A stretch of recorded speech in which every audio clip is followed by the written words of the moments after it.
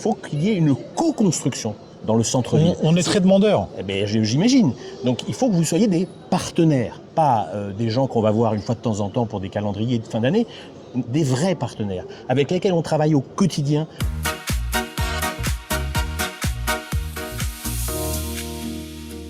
Monsieur Deleu, Oui. en qualité de représentant de l'association des commerçants Oui. et président de cette association, je souhaiterais savoir qu'est-ce que vous comptez faire pour nous commerçants, parce que vous l'avez constaté par vous-même, aujourd'hui on se retrouve avec un centre-ville qui est complètement dévasté et abandonné. Vous, qu'est-ce que vous comptez faire? Alors d'abord, l'action en faveur des commerces, ça doit être une priorité. Et pas une priorité de fin de mandat, une priorité de partir du premier jour.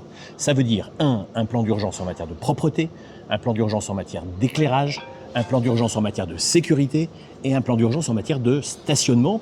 On oublie un peu que les clients de vos commerces, évidemment, ils viennent des alentours, mais ils viennent aussi de plus loin. Ils doivent venir de plus loin, ils doivent aussi pouvoir se garer. Voilà. Donc ça, c'est les plans d'urgence. Et dans le même temps, avec l'adjoint en charge des commerces, et il n'y aura pas un adjoint en charge des commerces et d'un certain nombre d'autres choses. Il faut qu'il y ait un adjoint qui s'occupe vraiment de vous, vraiment de l'attractivité. Avec l'adjoint en charge des commerces, on créera dès l'un des tout premiers conseils municipaux une commission mixte, une commission qui permettra à la fois et à parité qu'il y ait des commerçants et des élus et qui traitera de l'ensemble des sujets de l'activité commerciale. Ça veut dire évidemment les kermesses, ça veut dire le marché de Noël, ça veut dire des choses de ce genre, mais ça veut dire aussi les préemptions de fonds de commerce, les préemptions de murs. Bref, il faut qu'il y ait une co-construction dans le centre-ville. On est très demandeurs. Eh bien, j'imagine. Donc il faut que vous soyez des partenaires, pas des gens qu'on va voir une fois de temps en temps pour des calendriers de fin d'année, des vrais partenaires, avec lesquels on travaille au quotidien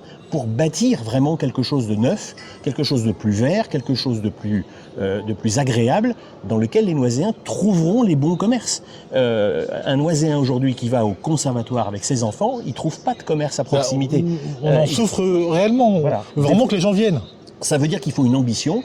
On a pour ça des partenaires que l'on ne sollicite pas aujourd'hui de façon sérieuse.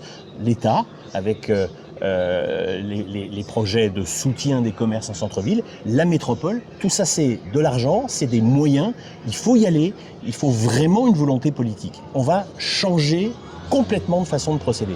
Et puis, une fois qu'on aura fait tout ça, et ça se verra, avec des nouvelles terrasses, avec des commerçants qui auront envie simplement d'occuper l'espace public de façon agréable. Vous le voyez par vous-même. Hein. On est d'accord. Après, il faudra travailler évidemment sur les nouveaux commerces qu'on créera dans le nouveau centre-ville, c'est-à-dire la partie la plus proche du nouveau conservatoire, là où il y a de la démolition à faire. On aura des nouvelles cellules commerciales, et celles-là, il faudra que la ville en soit propriétaire. Hein, on négociera ça avec les promoteurs, qu'elle en soit propriétaire pour que l'on maîtrise avec vous, avec cette commission dont j'ai parlé, les commerçants qui viendront. Stop. Les commerçants qu'on a aujourd'hui, on en a assez, c'est bon, on a coché la case. Maintenant, on veut des commerces de qualité. On va changer... On manque cruellement de diversité. Voilà.